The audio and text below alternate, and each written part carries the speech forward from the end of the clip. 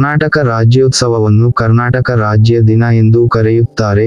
ಇದು ಭಾರತದ ಕರ್ನಾಟಕ ರಾಜ್ಯದಲ್ಲಿ ವಾರ್ಷಿಕವಾಗಿ ನವೆಂಬರ್ 1 ರಂದು ಆಚರಿಸಲಾಗುವ ಸಾರ್ವಜನಿಕ ರಜಾದಿನವಾಗಿದೆ. ಇದು 1956 ರಲ್ಲಿ ನೈಋತ್ಯ ಭಾರತದ ಕನ್ನಡ ಮಾತನಾಡುವ ಪ್ರದೇಶಗಳನ್ನು ರಾಜ್ಯಗಳ ಮರುಸಂಘಟನೆ ಕಾಯಿದೆಯಡಿಯಲ್ಲಿ ರಾಜ್ಯವನ್ನು ರೂಪಿಸಲು ವಿಲೀನಗೊಳಿಸುವುದನ್ನು ಸ್ಮರಿಸುತ್ತದೆ. ಕರ್ನಾಟಕ ಏಕೀಕರಣ ಚಳವಳಿಯೊಂದಿಗೆ 1905 ರಲ್ಲಿಯೇ ರಾಜ್ಯವನ್ನು ಏಕೀಕರಿಸುವ ಕನಸು ಕಂಡ ಮೊದಲ ವ್ಯಕ್ತಿ ಆಲೂರು ವೆಂಕಟರಾವ್. 1950 ರಲ್ಲಿ ಭಾರತವು ಗಣರಾಜ್ಯವಾಯಿತು ಮತ್ತು ನಿರ್ದಿಷ್ಟ ಪ್ರದೇಶದಲ್ಲಿ ಮಾತನಾಡುವ ಭಾಷೆಯ ಆಧಾರದ ಮೇಲೆ ದೇಶದಲ್ಲಿ ವಿವಿಧ ಪ್ರಾಂತ್ಯಗಳನ್ನು ರಚಿಸಲಾಯಿತು ಮತ್ತು ಇದು ದಕ್ಷಿಣ ಭಾರತದ ವಿವಿಧ ಸ್ಥಳಗಳನ್ನು ಒಳಗೊಂಡಂತೆ ಮೈಸೂರು ರಾಜ್ಯಕ್ಕೆ ಜನ್ಮ ನೀಡಿತು. ಇದನ್ನು ಮೊದಲು ರಾಜರು ಆಳಿದರು.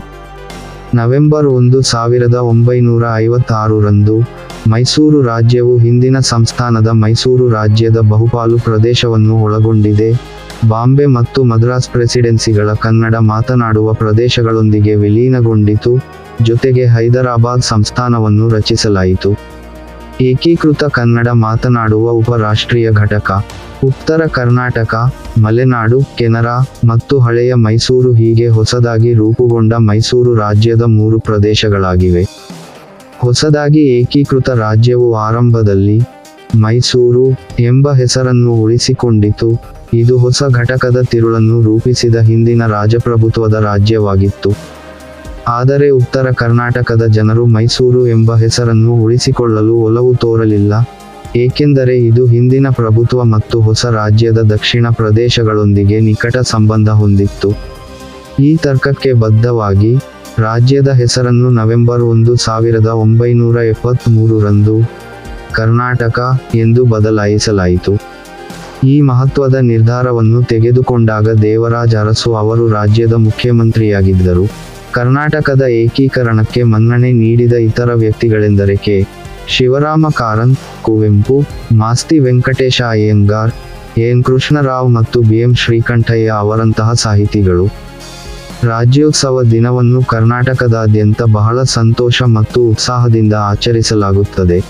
ರಾಜ್ಯದಾದ್ಯಂತ ವಿವಿಧ ಆಯಕಟ್ಟಿನ ಸ್ಥಳಗಳಲ್ಲಿ ಕೆಂಪು ಮತ್ತು ಹಳದಿ ಕನ್ನಡ ಧ್ವಜಗಳನ್ನು ಹಾರಿಸುವುದರಿಂದ ಮತ್ತು ಕನ್ನಡ ಗೀತೆ ಜಯ ಭಾರತ ಜನನಿಯ ತನುಜಾತೆ ಮೊಳಗುವುದರಿಂದ ಇಡೀ ರಾಜ್ಯವು ಈ ದಿನದಂದು ಹಬ್ಬದ ನೋಟವನ್ನು ಧರಿಸುತ್ತದೆ.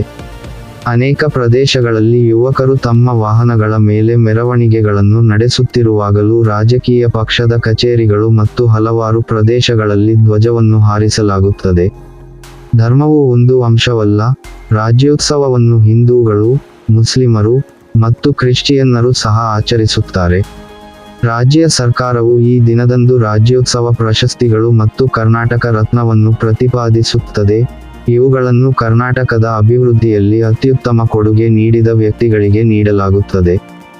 ಬೆಂಗಳೂರಿನ ಕಂಠೀರವ ಕ್ರೀಡಾಂಗಣದಲ್ಲಿ ಸಾಂಪ್ರದಾಯಿಕವಾಗಿ ನಡೆಯುವ ಸಾಂಸ್ಕೃತಿಕ ಪ್ರದರ್ಶನವನ್ನು ರಾಜ್ಯದ ಮುಖ್ಯಮಂತ್ರಿ ಉದ್ಘಾಟಿಸುತ್ತಾರೆ. ವಿವಿಧ ರಾಷ್ಟ್ರೀಯ ಆಟಗಳಲ್ಲಿ ಪದಕಗಳನ್ನು ಗೆದ್ದ ವಿದ್ಯಾರ್ಥಿಗಳಿಗೆ ಪ್ರಶಸ್ತಿಗಳನ್ನು ನೀಡಲಾಗುತ್ತದೆ. ಅಲಂಕೃತವಾದ ವಾಹನದ ಮೇಲೆ ಆರೋಹಿತವಾದ ಭುವನೇಶ್ವರಿ ದೇವಿಯ ಚಿತ್ರವನ್ನು ಹೊಂದಿರುವ ಬಹುವರ್ಣದ ಫಲಕಗಳಿಂದ ಆಚರಣೆಗಳನ್ನು ಗುರುತಿಸಲಾಗಿದೆ. ವರ್ಣರಂಜಿತ ಮೆರವಣಿಗೆಯು ನಾಟಕ, ಬಯಲಾಟ, ಸಾಂಪ್ರದಾಯಿಕ ನೃತ್ಯ, ಡೊಳ್ಳು ಕುಣಿತ, ಕಂಸಾಳೆ, ವೀರಗಾಸೆ, ಕೋಲಾಟ ಮತ್ತು ಶಾಸ್ತ್ರೀಯ ಕರ್ನಾಟಕ ಸಂಗೀತ ಕ್ಷೇತ್ರಗಳಲ್ಲಿ ಜಾನಪದ ಕಲಾವಿದರ ಪ್ರದರ್ಶನಗಳೊಂದಿಗೆ ಇರುತ್ತದೆ.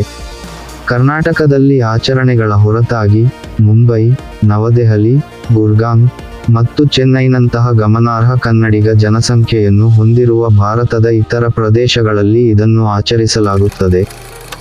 ಎಲ್ಲಾದರೂ ಇರು, ಎಂತಾದರೂ ಇರು, ಎಂದೆಂದಿಗೂ ಕನ್ನಡವಾಗಿರು. ಜೈ ಕರ್ನಾಟಕ.